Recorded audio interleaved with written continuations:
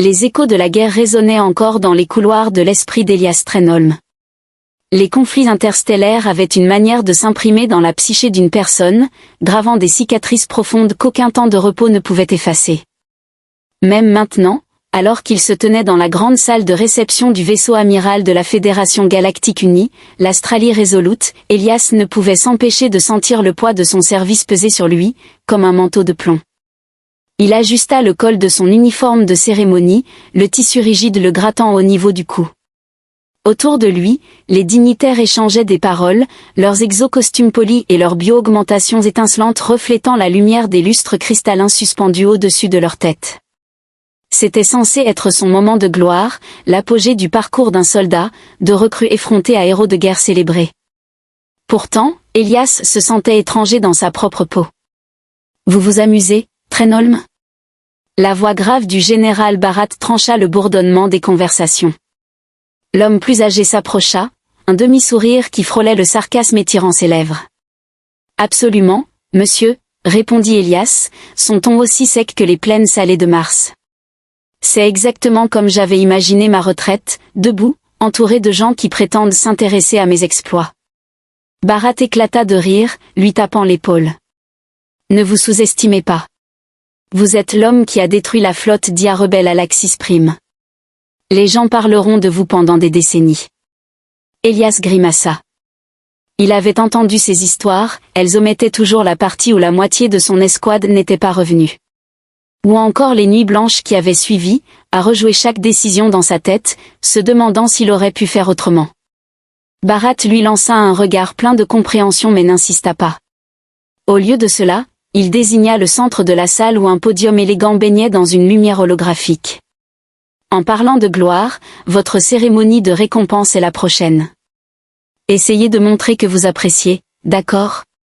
Avant qu'Elias ne puisse répondre, Barat disparut dans la foule, le laissant seul avec ses pensées. Une récompense. Le mot lui semblait étrange, presque étranger. La rumeur disait que les soldats s'étant distingués pendant la guerre recevaient des cadeaux exotiques, des animaux rares provenant de planètes lointaines, souvent génétiquement modifiés pour devenir des compagnons à vie. Elias avait tenté de ne pas trop y penser, mais l'idée d'avoir quelque chose ou quelqu'un qui l'attendait, une présence vivante et dénuée des horreurs de la guerre, avait un attrait discret. Peut-être serait-ce un félin stellaire de Rian, ou un de ces lézards télépathes de Zort 5. Quelque chose de petit, de gérable. La cérémonie débuta avec le faste habituel. Des responsables de haut rang se succédèrent pour louer le courage, la bravoure et le leadership d'Elias, leur discours chargé de platitudes qui lui passaient à peine par-dessus la tête. Il restait au garde à vous, hochant la tête aux moments opportuns, tandis que son esprit errait à imaginer quel genre de créature pourrait l'attendre. Enfin, le moment arriva. La présidente de la fédération, une femme imposante avec un œil cybernétique émettant une lueur bleue douce, s'approcha du podium. « Capitaine Elias Trenholm », commença-t-elle, sa voix résonnant dans la salle, « pour votre bravoure inégalée et votre dévouement indéfectible à la sécurité de notre galaxie, c'est un honneur de vous offrir une récompense à la hauteur de votre service. » Elias se redressa, une anticipation fébrile picotant à la périphérie de ses pensées. Les portes au fond de la salle s'ouvrirent dans un sifflement, et deux assistants entrèrent, poussant une grande capsule de confinement. La coque métallique scintillante vibrait d'énergie, sa surface gravée de glyphes extraterrestres. La foule murmura, la curiosité se propageant dans l'air comme une décharge électrique. Elias fronça les sourcils, la capsule était bien plus grande qu'il ne l'avait imaginé. Avec un carillon doux, la capsule s'ouvrit, libérant une fine brume. Elias plissa les yeux, essayant de distinguer la silhouette qui émergeait. Au début, il pensa que c'était un effet de lumière, mais la figure avança, et son souffle se coupa dans sa gorge. Ce n'était pas un animal. C'était une femme. Elle était grande, avec une présence gracieuse, presque d'un autre monde. Sa peau bleue argentée brillait sous les lumières cristallines de la salle, des motifs bioluminescents complexes serpentant sur ses bras comme des tatouages vivants. Ses cheveux, une cascade d'argent scintillant, encadraient un visage à la fois saisissant et intimidant. Mais ce furent ses yeux qui captèrent Elias, ambrés et lumineux, rayonnant d'intelligence et de quelque chose qu'il ne pouvait pas définir. Elle regarda autour de la salle avec une expression de détachement froid, son regard se posant finalement sur Elias.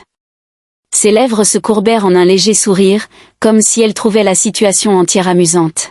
« Capitaine Elias Trenholm, annonça la présidente, permettez-moi de vous présenter Lara, du peuple Vian. Elle a été choisie pour représenter sa race dans une alliance historique avec l'humanité. » Elias cligna des yeux, peinant à comprendre ce qu'il entendait. « Je suis désolé, quoi ?» Lara s'avança, sa voix perçant le silence comme une lame. « Je ne suis pas votre récompense, dit-elle, son ton chargé de mépris. Soyons bien clairs là-dessus. » La salle tomba dans un silence pesant.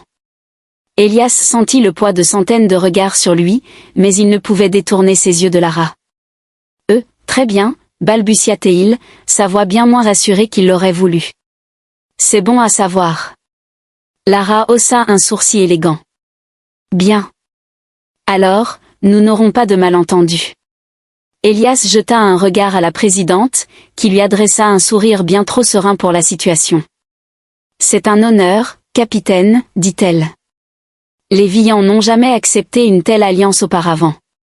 Traitez-la avec le respect qu'elle mérite. » Elias ouvrit la bouche pour protester, mais Lara l'interrompit. « J'espère que vous avez des logements convenables, dit-elle, son regard se posant sur lui avec un air de défi subtil. « Des logements ?» Elias sentit un mal de tête arriver. Ce n'était pas ainsi qu'il imaginait sa retraite. « Je trouverai quelque chose, marmonna-t-il. » Lara hocha légèrement la tête, presque imperceptiblement. « Très bien. Espérons que votre improvisation soit adéquate. » La foule éclata en applaudissements polis, mais Elias n'y prêta guère attention. Il ne pouvait penser qu'à une seule chose alors que Lara passait près de lui, sa présence laissant une impression indélébile. Cette retraite allait être très, très longue. Les quartiers d'Elias à bord de l'Astralie Resolute n'étaient pas conçus pour accueillir des invités, encore moins des invités avec une aura d'autorité extraterrestre et une tendance à dominer l'espace. Et pourtant, il se trouvait là, debout maladroitement près de la porte, tandis que Lara examinait son nouvel environnement avec l'expression de quelqu'un à qui on avait demandé de vivre dans un placard à balai. Ses yeux ambrés parcoururent la pièce exiguë, s'attardant sur le lit simple, le bureau utilitaire aux coins éraflés, et la pile de tasses non lavées empilées dangereusement dans un coin. Le faible bourdonnement des moteurs du vaisseau accentuait la tension. « C'est tout ?» demanda-t-elle, sa voix chargée de déception galactique. Elias croisa les bras, défensif. Ce sont des quartiers standards pour un officier. Ce n'est pas un complexe 5 étoiles, mais ça fait le travail. Les motifs bioluminescents de Lara vacillèrent légèrement, un trait Vian qu'Elias commençait à associer à l'agacement. Le travail de quoi? Abriter des rongeurs sauvages? Elias ne put s'empêcher de rire malgré lui. Bienvenue à la vie sur un vaisseau militaire. Si vous attendiez du luxe, vous vous êtes peut-être trompé d'alliance. Elle tourna son regard perçant vers lui, haussant un sourcil avec élégance. J'attendais de la compétence. Une erreur de calcul, semble-t-il. Elias soupira, passant une main dans ses cheveux. Il ne savait pas s'il était plus irrité par son ton ou impressionné par la facilité avec laquelle elle pouvait démolir son ego. Écoutez, dit-il enfin, c'est temporaire, d'accord? Juste le temps qu'on décide quoi faire ensuite. Décider quoi faire ensuite, répéta-t-elle, son ton chargé de scepticisme. Votre fédération n'a donc pas réfléchi à cet arrangement très sérieusement, n'est-ce pas? Elias haussa les épaules. Vous n'avez pas tort. Mais bon, ils m'ont fait un grand discours sur le caractère historique de tout ça. Ça compte pour quelque chose, non? Lara ne prit même pas la peine de répondre. Elle s'approcha du lit et le tapota du bout d'un doigt, comme pour tester s'il s'effondrerait sous le poids de son désaccord. « C'est, un lit ?» demanda-t-elle avec un air dubitatif. « C'est ce qu'on appelle un lit », répondit Elias, s'appuyant contre le mur, un sourire en coin. « Vous ne dormez pas, les Vians ? » « Nous méditons, » dit-elle, son ton suggérant que le concept de sommeil était bien en dessous d'elle. « Nous avons besoin d'un repos physique minimal. » « Super, » dit Elias. « Alors, vous ne verrez pas d'inconvénient à ce que je prenne le lit. » Son regard devint glacial. Ne confondez pas ma tolérance avec de la servitude, capitaine. Il leva les mains en signe de reddition moqueuse. D'accord, d'accord. Je prendrai le sol, si nécessaire. Essayez juste de ne pas l'éviter quoi que ce soit pendant que je suis inconscient. Lara inclina la tête, ses motifs lumineux s'intensifiant légèrement. L'éviter quoi que ce soit? Vous pensez que je gaspillerais mes capacités pour une telle distraction triviale? Elias fronça les sourcils, sentant qu'il tombait dans un piège.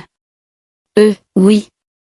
Son sourire revint, mince et calculateur.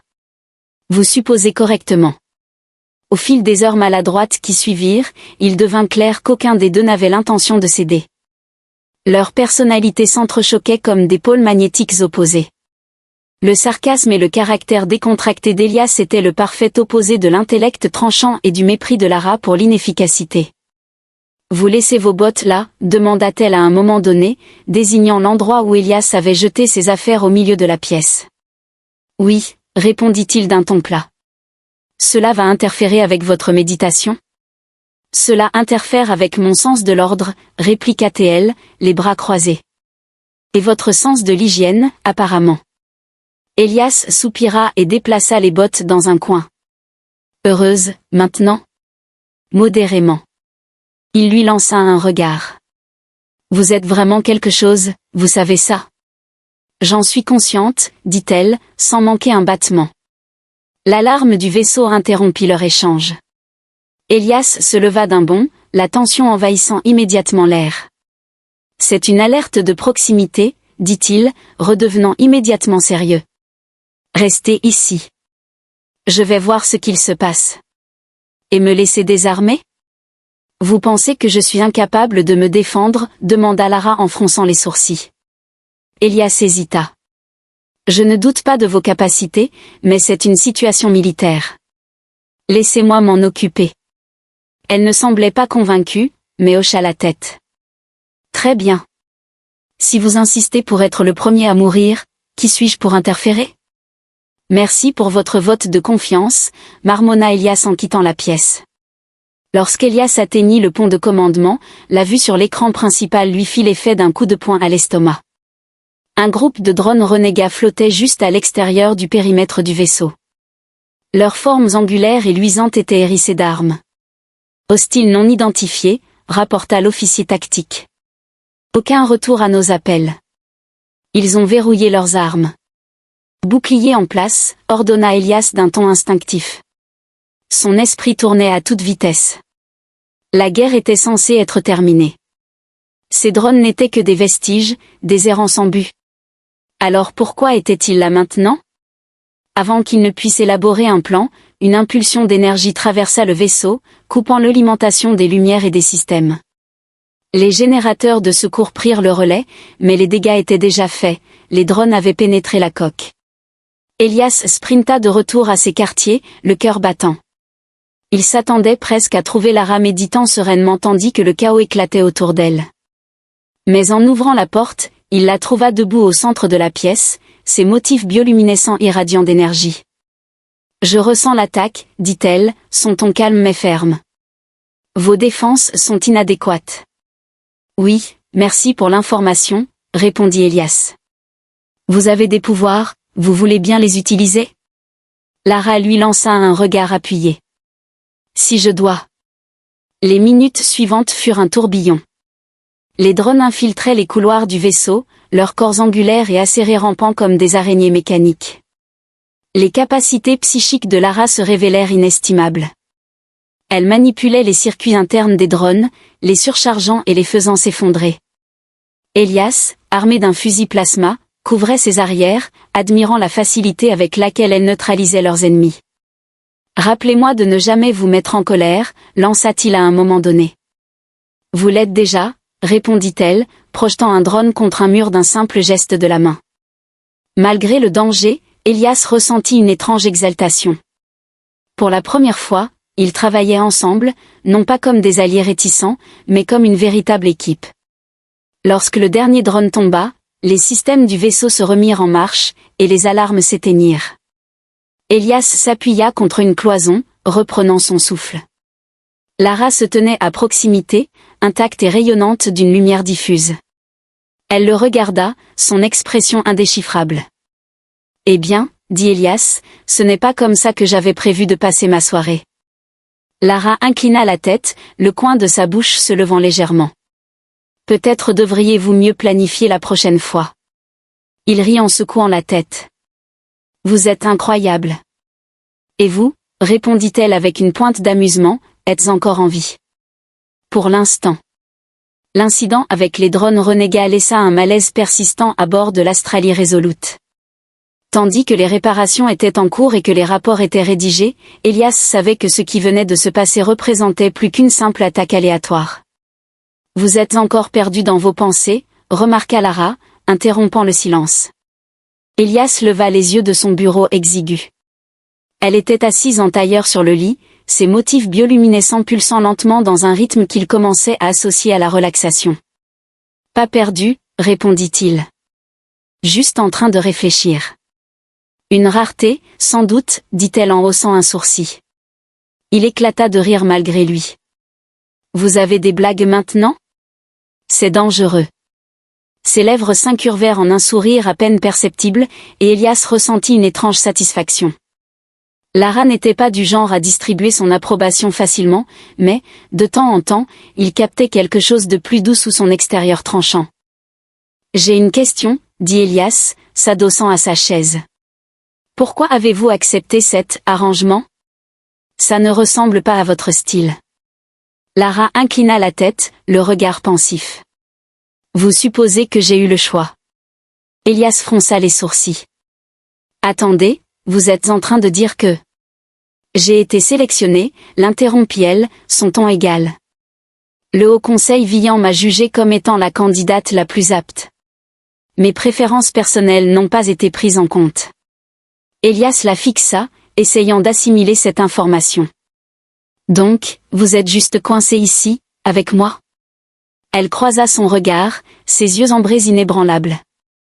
Je suis liée par le devoir, tout comme vous. C'est quelque chose que nous partageons, capitaine. Pendant un moment, le poids de ses paroles s'imposa entre eux. Elias ne savait pas quoi dire. Il avait toujours considéré le devoir comme quelque chose de noble, un appel à servir une cause plus grande que soi. Mais pour Lara, cela sonnait plus comme une cage. Eh bien, dit-il enfin, forçant un sourire, si ça peut vous réconforter, je ne suis pas exactement ravi de cet arrangement non plus. Son sourire revint, subtil mais présent. Votre sentimentalisme est touchant. Leur conversation fut interrompue par un signal sonore provenant du panneau de communication. Elias se leva pour répondre, reconnaissant pour la distraction. Le visage de la commandante Vex, l'officier tactique du vaisseau, apparut à l'écran. « Capitaine Trenholm, dit-elle, son expression grave. Nous avons intercepté un signal de détresse provenant d'une colonie voisine. C'est brouillé, mais nous pensons que cela pourrait être lié aux drones renégats. » Elias fronça les sourcils. « Vous pensez que les drones ciblent maintenant les colonies? » « C'est une possibilité, répondit Vex. Nous devons enquêter. La colonie est sur une lune éloignée, avec des défenses limitées et une population restreinte. Si les drones attaquent à nouveau, ils n'auront aucune chance. Compris, dit Elias. Je vais m'équiper et rejoindre l'équipe d'intervention. Vex hésita. En réalité, capitaine, nous avons reçu l'ordre d'inclure Lara dans cette mission. La Fédération veut évaluer ses capacités dans un scénario réel. Elias cligna des yeux. Elle n'est pas exactement une militaire. Les drones non plus, répondit Vex avec un ton sec. Mais ça n'a pas l'air de les déranger. Elias soupira. Très bien. On se retrouve au hangar. Il se tourna vers Lara, qui avait écouté en silence. On dirait que vous venez avec moi. Elle se leva avec grâce, ses motifs bioluminescents brillant doucement. Bien sûr que oui. Vous seriez perdu sans moi. Ouais, bah, n'en faites pas trop, marmonna Elias. Ce n'est pas une compétition. Son sourire s'élargit légèrement. N'est-ce pas? La lune Tyros était un rocher désolé, à peine habitable. Sa surface était un désert stérile de falaises escarpées et de tempêtes de poussière tourbillonnante, avec quelques structures en forme de dôme qui rompaient la monotonie. Elias et Lara débarquèrent avec l'équipe d'intervention, leurs bottes craquant sur le sol rocailleux.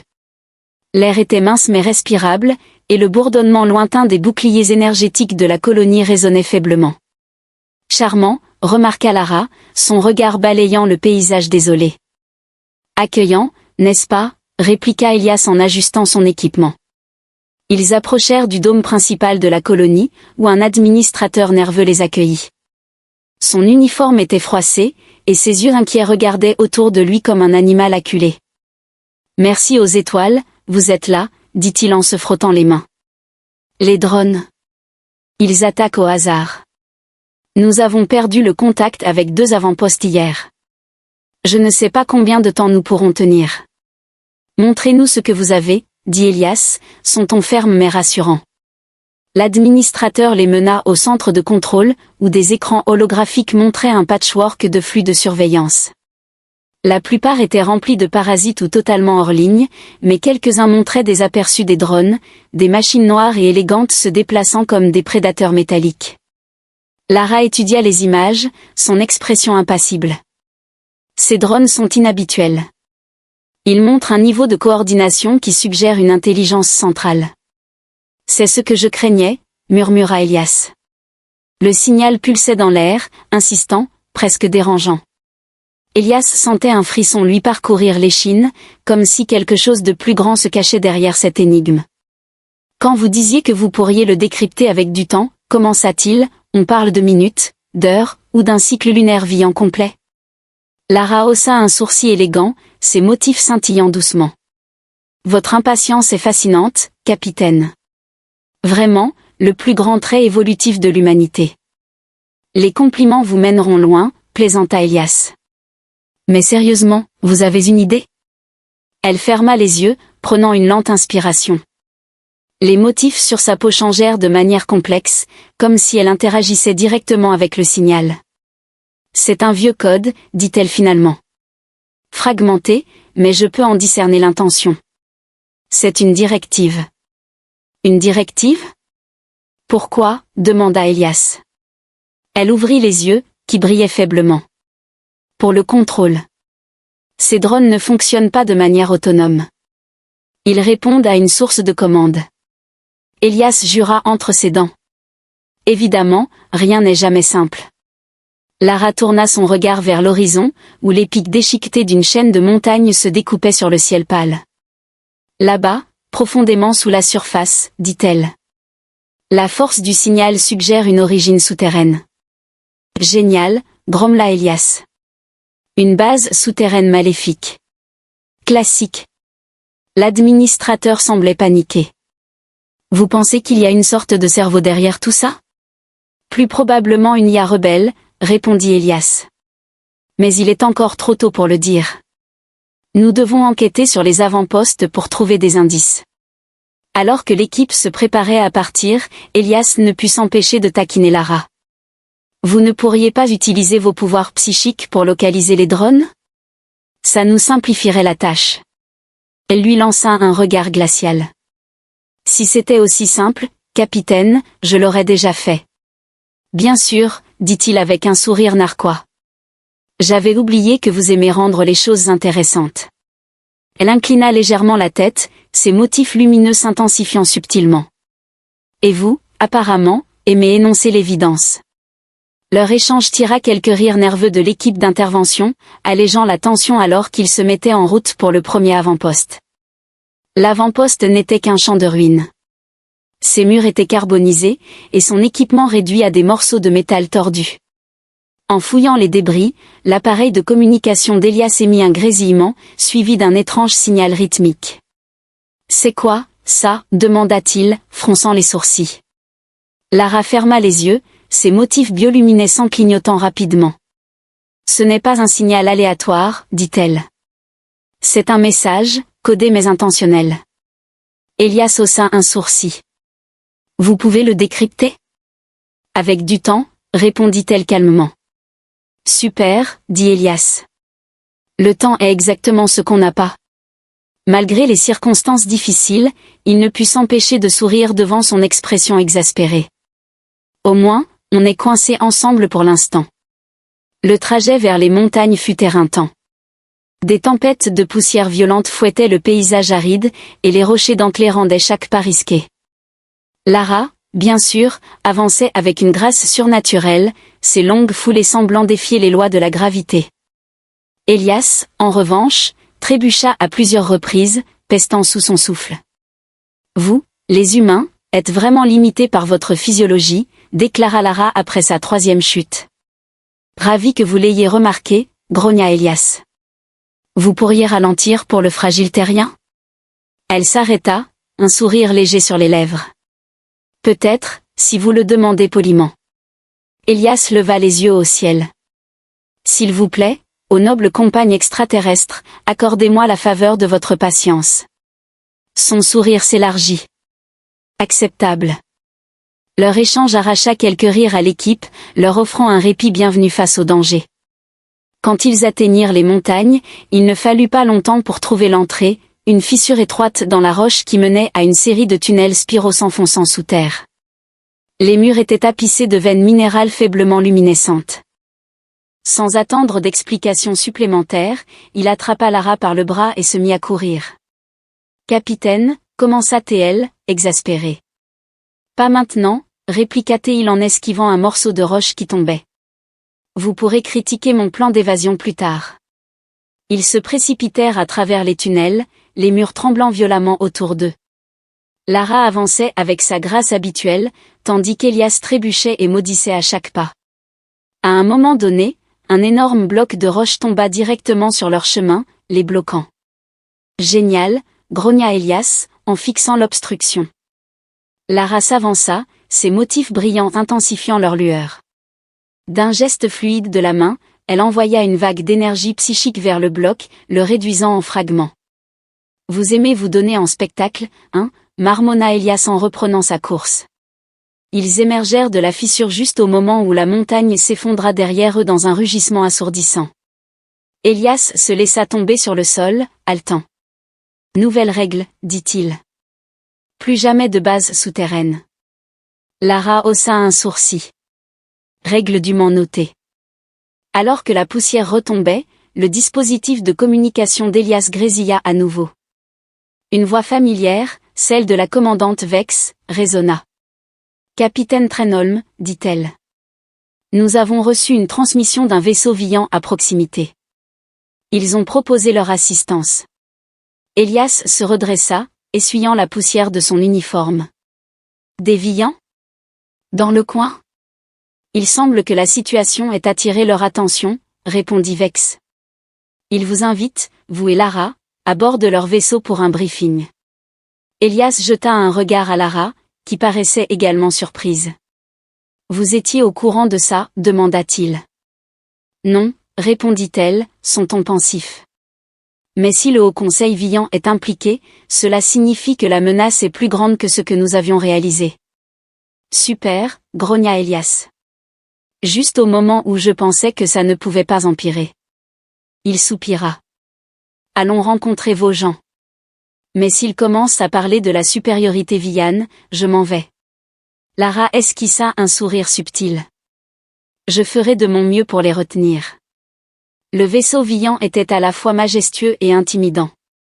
Son extérieur scintillait d'une surface translucide et presque liquide, qui semblait onduler à mesure que leur navette s'en approchait. Des couleurs dansaient sur sa coque, comme si le vaisseau lui-même était vivant et réactif. Impressionnant, murmura Elias en levant les yeux vers l'immense structure. On dirait une méduse géante et lumineuse. Attention, répondit Lara avec un léger sourire. Il pourrait mal prendre cette comparaison. Qui pourrait être offensé par une méduse, répliqua Elias. Elles sont majestueuses, avec leurs tentacules et leur bioluminescence. Tout un article. Les motifs sur la peau de Lara vacillèrent légèrement, un signe de son amusement. Majestueuse, peut-être. Mais essayez de ne pas mentionner les tentacules. Notez, dit Elias. Pas de blague sur les tentacules. La navette s'amarra en douceur. L'écoutille du vaisseau Vian s'ouvrit avec une fluidité élégante, révélant un intérieur organique et fascinant. Les murs pulsaient doucement d'une lumière apaisante, et l'air portait un parfum sucré et floral. Je me sens sous-dimensionné, marmonna Elias en regardant son uniforme couvert de poussière. Lara ignora son commentaire, fixant la silhouette gracieuse qui s'avançait vers eux. Le Vian qui les accueillit était grand, avec une allure presque éthérée. Les motifs sur sa peau dansaient dans un flux hypnotique de couleurs changeantes. Sa voix, à la fois audible et résonnant dans l'esprit d'Elias, était douce et envoûtante.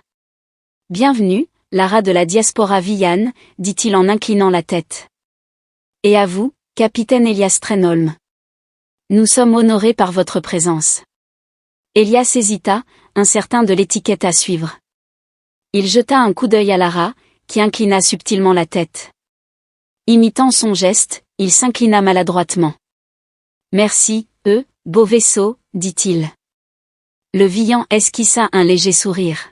« Nous apprécions votre appréciation. »« Ça, c'est une manière polie de dire que les humains sont étranges, » marmonna Elias. Le Vian laissa échapper un rire discret, ses motifs s'illuminant brièvement en réponse. Ils furent conduits à travers des corridors sinueux qui semblaient respirer, leurs parois s'illuminant à leur passage. La sensation d'être dans un vaisseau vivant mit Elias mal à l'aise, bien qu'il se retint de faire des commentaires. Ils pénétrèrent dans une vaste salle, remplie de panneaux translucides affichant des flux de données complexes. Un Vian désigna un des écrans. « Voici ce que vous avez rencontré. » Elias plissa les yeux devant l'affichage, qui montrait un réseau étendu de nœuds connectés par des lignes d'énergie pulsantes. « On dirait une toile d'araignée très énervée, » murmura-t-il. « C'est une conscience fragmentée, » expliqua le Vian. Chaque nœud contient une partie du tout. Lorsqu'ils sont connectés, ils forment une entité unique et puissante. « Oui, on a compris cette partie, » dit Elias.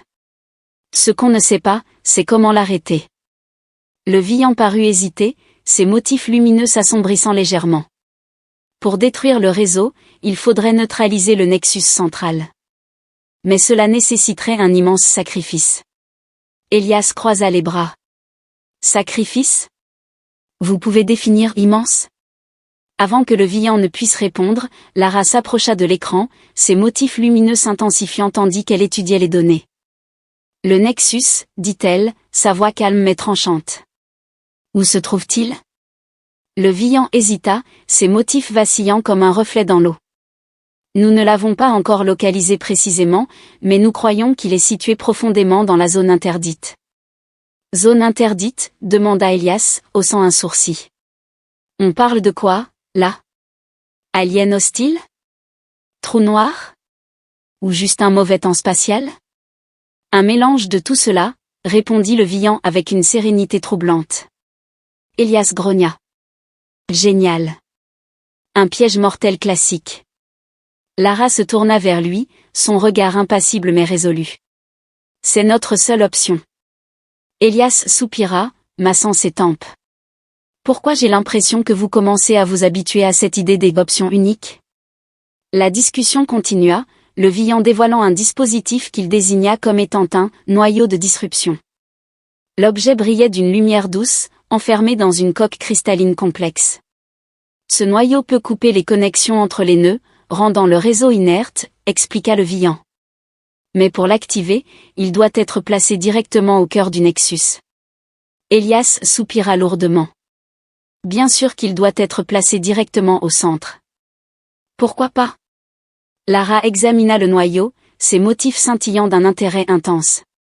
Et le risque ? Demanda-t-elle. Le Vian hésita à nouveau. L'activation du noyau entraînera l'effondrement du nexus. Toute personne se trouvant à proximité ne survivra pas. Elias ferma les yeux un instant, avant de les rouvrir avec un sourire forcé. Vous auriez pu commencer par ça, vous savez. Le Vian resta impassible. C'est une tâche qui exige un grand courage. Eh bien, heureusement pour nous, je déborde de courage, répondit Elias avec ironie. Ou peut-être juste de mauvaises décisions. Lara posa une main sur son épaule, son expression plus douce qu'à l'accoutumée. Nous affronterons cela ensemble, capitaine. Elias hocha la tête, un sourire fatigué sur les lèvres. Vous savez, quand je parlais d'aventure, je pensais à des combats épiques, pas à des missions suicidaires. Les motifs de Lara vacillèrent légèrement, un signe subtil d'amusement. Alors, il semble que vous ayez été mal informé. Avec le noyau en main, ils mirent le cap sur la zone interdite. Le trajet était éprouvant, la navette traversant des tempêtes d'énergie et des anomalies spatiales imprévisibles. Quand ils atteignirent enfin le Nexus, il ressemblait à une mer chaotique d'énergie pure, tourbillonnant comme si l'univers lui-même était en guerre contre sa propre logique. Elias resta debout sur le bord d'un précipice, contemplant le Nexus. « Eh bien, voilà, murmura-t-il. Le grand final. » Lara se tenait à ses côtés, calme et concentrée. « Nerveux, capitaine ?» Elias esquissa un sourire nerveux. « Moi ? Pas du tout. Juste en train de penser à tout ce que je vais manquer, comme un vrai lit, et de la vraie nourriture. » Il se tourna vers elle, un éclat d'humour dans ses yeux. « Mais à part ça, tout va bien. Une journée normale dans la galaxie. » Lara hocha légèrement la tête, ses motifs brillant d'une lumière douce. « Votre humour est une habitude étrange. Mais il a son utilité. » « Merci, » répondit-il avec un clin d'œil. La navette se posa au cœur du Nexus, entourée d'un labyrinthe d'énergie brute. Elias prit une profonde inspiration en saisissant le noyau de disruption. « C'est maintenant ou jamais, » dit-il. Lara le fixa, ses yeux ambrés empreints d'une intensité inhabituelle. « Soyez prudent, Elias. » Le simple usage de son prénom le fit se raidir. Il hocha la tête et avança. Placer le noyau au centre du Nexus déclencha une réaction en chaîne. L'énergie tourbillonnante devint instable, hurlant comme un orage cosmique.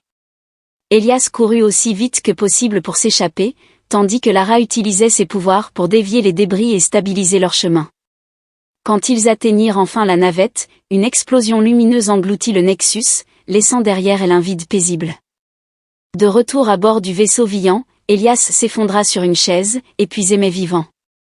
Lara s'approcha de lui, son expression adoucie. « Nous l'avons fait, » dit-elle calmement. Elias hocha la tête. « Oui, et sans se faire désintégrer. Un vrai miracle. » Lara esquissa un sourire rare. « Vous vous êtes montré à la hauteur, capitaine. »« Merci, » murmura-t-il, réalisant que leur étrange partenariat était devenu quelque chose de bien plus profond.